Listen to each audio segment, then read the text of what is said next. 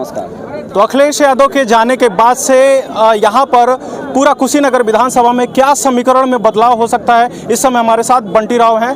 राजेश प्रताप उर्फ बंटी राव कुशीनगर से सपा से उम्मीदवार हैं। तो क्या कुछ परिवर्तन दिख रहा है रैली के दौरान? आपको क्या लगा भीड़ देखकर और सब लोगों के प्रतिक्रियाओं को देखकर कि इस बार जैसे जैसे नज़दीक चुनाव आते जा रहा है वैसे में समीकरण का क्या हल है? देखिए, जब मैं इस ग्राउंड को चूज़ किया और कहा कि इस ग्राउंड में मैं राष्ट्रीय अध्यक्ष जी का कार्यक्रम कराऊंगा, तो ढेर सारे लोगों ने हमें कहा कि ये ग्राउंड भर नहीं पाता है कभी, इसलिए आपका ये निर्णय गलत है, कोई और ग्राउंड चुन लीजिए।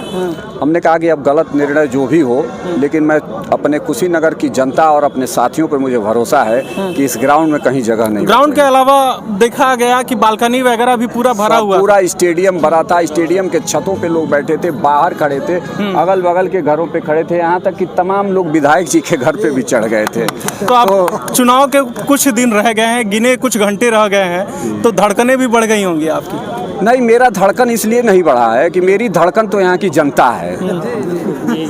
तो यहाँ की जनता जो मेरी धड़कन को बहुत कंट्रोल में की हुई है। हाँ। इतना प्यार, इतना सम्मान कुशीनगर। लेकिन जनता के अंदर जो उत्साह है तो वो तो धड़कन उनका 120 से भी ऊपर चल रहा है।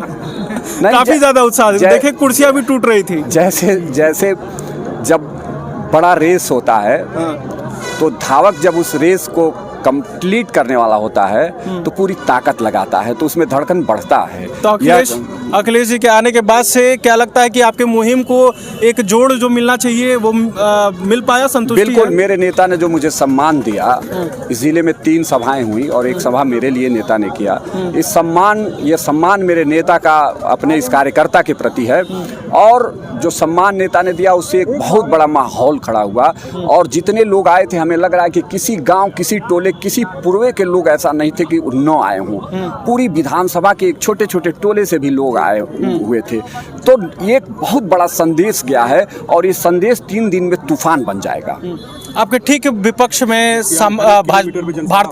भारतीय जनता पार्टी की तरफ से पीएन पाठक भी आज कुछ बड़े चेहरे को लेकर आज कुछ रैलियां होने वाली है, कल भी होने वाली है, तो उस समय स्थिरता आपकी पार्टी की बनी रहेगी या फिर?